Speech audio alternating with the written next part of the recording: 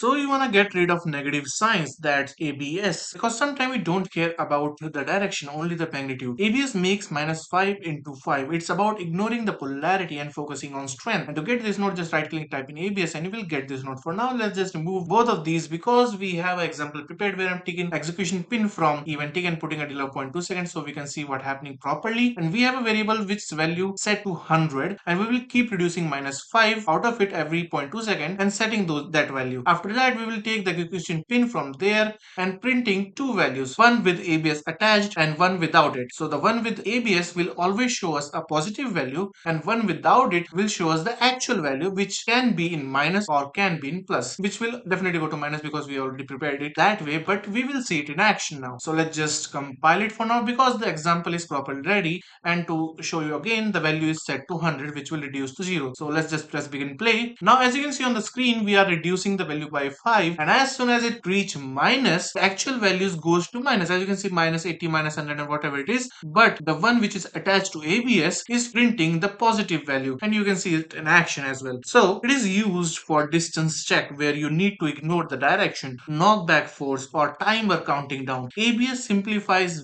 value to just the number. And hey, if you like seeing these nodes in action, check out the game I'm building, Reborn the Evil Being. It's all Blueprint under the hood, and the demo is free to play on Steam. Hope that helps, and as always, I hope you have a great day, and I'll see you around.